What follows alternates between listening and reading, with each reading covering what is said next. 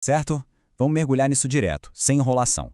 A gente vai começar essa explicação visual olhando para a Casa 10 estritamente como uma estrutura teórica consolidada. Olha, na nossa análise aqui, não estamos falando de vida íntima, sabe? Nem daquelas relações do dia a dia cara a cara. A gente está lidando com algo bem maior, muito mais estrutural. É literalmente a arena onde o indivíduo tromba com a sociedade como um todo. É o reino da hierarquia, da autoridade e, principalmente, do peso do dever. É um mapa simplesmente fascinante de como diferentes modalidades psicológicas se inserem e sobrevivem lá no topo do sistema. O domínio das funções sociais. A definição fundamental que o material traz faz uma distinção muito clara e é bem marcante. A Casa 10 não tem nada a ver com direitos e deveres bilaterais, tipo um acordozinho mútuo entre duas pessoas. Não mesmo. A gente está falando de obrigações absolutas, aquelas que caem no colo do indivíduo perante toda a sociedade, puramente por causa do lugar ou da função que ele ocupa. É o poder que a gente exerce ou o poder que a gente padece, tudo organizado num sistema hierárquico muito, muito estrito. Vamos pensar em um engenheiro, que é o exemplo perfeito que o texto dá para ilustrar isso. Ele tem o dever absoluto, vital e intransferível de acertar os cálculos de um prédio. Essa responsabilidade existe quer o cliente pague a conta ou não. Por quê? Porque a sociedade inteira depende daquela precisão. A função em si exige uma responsabilidade que vai muito além de qualquer contrato privado. É exatamente esse o peso da Casa 10. É uma cobrança invisível, mas gigantesca, ditada puramente pelo lugar que a pessoa ocupa. Então, o ponto crucial para a gente entender é o seguinte: o poder, aqui, não nasce da força bruta. Não é uma capacidade crua, inata da pessoa. É um poder 100% delegado. É a sociedade, ou talvez o momento histórico, a estrutura política que concede essa autoridade por uma função. Pode ser um cargo com nome bonito, tipo uma chefia, ou até uma liderança informal na comunidade. Mas a autoridade emana do papel. É a cadeira que dá a capacidade de comandar e traz a responsabilidade social junto. Basta lembrar daquele instante em que alguém perde um cargo alto. A aura de autoridade simplesmente evapora na mesma hora. E por quê? Porque o poder sempre foi da cadeira, nunca da pessoa em si. Vamos avançar. Topologia e aporia do poder, a dinâmica do Sol e de Saturno. Começando pelo Sol. O texto descreve essa modalidade literalmente com um termo ótimo: inteligência intuitiva topológica. E é espetacular ver o Sol operando aqui, é como se fosse um radar natural. Quando o Sol entra numa estrutura, ele não vê só pessoas isoladas, ele vê toda a topografia do poder. Ele saca instantaneamente quem dá as ordens e quem obedece. É uma visão panorâmica, olhando as coisas lá de cima, como se já estivesse no topo da pirâmide. E isso permite uma adaptação super rápida, provisória, só para garantir o melhor lugar possível no jogo. Mas aí a gente esbarra numa oposição teórica que é formidável. Enquanto o Sol navega super bem e lê a hierarquia como se fosse um mapinha fácil, a modalidade de Saturno passa por uma estranheza profunda. Para Saturno, essas relações de poder parecem problemáticas, quase reais. Bate aquela dúvida estrutural terrível.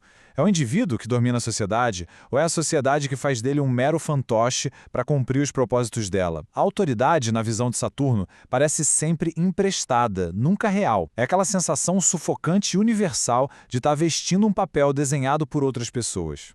Isso gera um peso enorme, totalmente desproporcional. E é assim que chegamos na genial aporia de Saturno, a grande contradição insolúvel que o texto descreve. É super importante pegar a lógica dura desse raciocínio. Se, para realizar os próprios desejos, a gente precisa subir na escala social, e para subir a gente tem que se moldar às exigências desse novo lugar, bom, a pessoa acaba sendo obrigada a abrir mão dos seus próprios desejos originais. É uma loucura. Quanto mais alto se chega, mais regras se tem que seguir. Então, ironicamente, esse excesso de poder delegado vira dependência total. Fim da liberdade. Seguindo em frente. Confiança e reatividade hierárquica. As respostas de Júpiter e Marte. Com Júpiter, o cenário muda de figura completamente. A palavra de ordem aqui é confiança dominante inabalável. O texto aponta uma falta absoluta de medo diante dessas imposições da hierarquia. Em vez de tremer para a estrutura social, Júpiter olha para ela como se fosse massa de modelar. É pura matéria-prima para a própria criatividade e para os próprios ideais. Tem um sentimento que já nasce com essa modalidade de estar sempre um degrau acima, não importa qual seja o cargo no crachá. A autoridade está ali para ser moldada. A vontade é chegar ao topo ou, no mínimo, fazer o topo engolir as suas próprias regras. Dá para notar uma oposição brutal aqui, né? Porque enquanto Júpiter exibe essa tranquilidade quase imperial na frente da hierarquia, Marte é o absoluto oposto. É pura reatividade. A modalidade marciana vive num estado de alerta constante. Qualquer mudançazinha na posição, qualquer pressão de um chefe ou uma insubordinação de alguém de baixo, tudo isso é sentido como uma agressão imediata. Marte não está nem um pouco afim de reestruturar o topo com paciência. Marte quer resolver a ameaça de forma rápida, na hora, antes mesmo que ela consiga se criar. E o funcionamento de Marte numa crise de poder segue um passo a passo bem pontual. Assim que a ameaça apita no radar, o traço mais marcante é a recusa total à reflexão. É um incômodo enorme para essa modalidade ter que sentar, filosofar e definir os limites e os deveres com calma. Nem pensar. A reação é instantânea e bem simplificadora.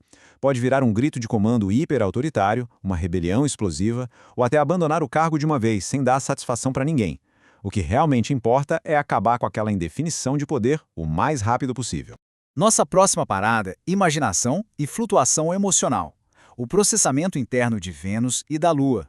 O que é absolutamente fenomenal em Vênus é a sua imaginação harmônica. O material revela que essa modalidade usa o otimismo e a idealização não como um jeito de fugir da realidade, mas como uma ferramenta de sobrevivência mesmo, um verdadeiro wishful thinking funcional. A sociedade é vista como um baralho onde a gente sempre pode tentar puxar a melhor carta. É uma tática muito engenhosa, romancear o próprio emprego para tornar aquela rotina pesada não só tolerável, mas até bonita. Imaginando que a posição é melhor do que realmente é, a pessoa se defende das partes deprimentes da estrutura e aos poucos ela consegue dar uma realidade prática para esse papel idealizado, se integrando ali sem grandes conflitos.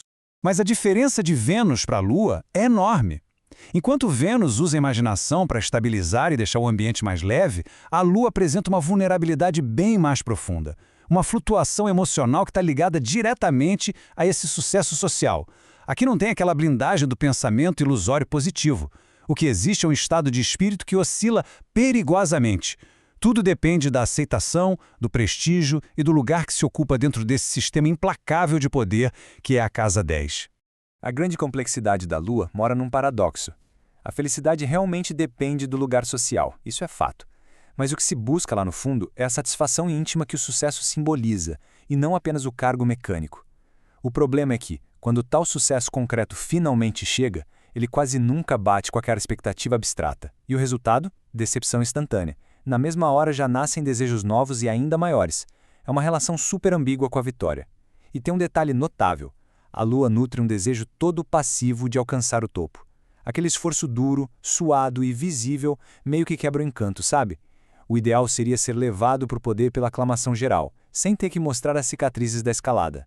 A natureza do poder. Vamos para a nossa síntese final.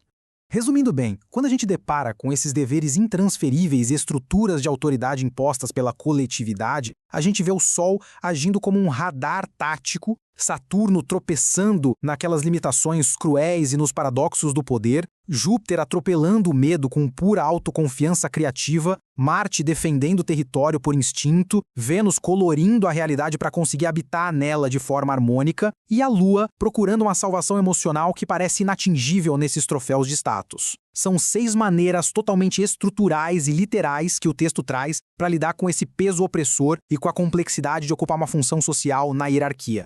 E, para fechar essa nossa análise de hoje, fica a grande pergunta que é puxada pela aporia de Saturno. Se toda a nossa autoridade funcional, os nossos papéis e os nossos comandos derivam puramente do que um grupo, a história ou o coletivo nos concede, será que existe, em algum lugar da experiência humana, um poder que seja verdadeiramente isolado e independente? Ou será que estamos todos nós, do topo à base, amarrados numa teia de dependência infinita das próprias instituições que dizemos comandar? Fica aí a reflexão para a gente digerir. Muito obrigado por acompanhar essa explicação visual e até a próxima.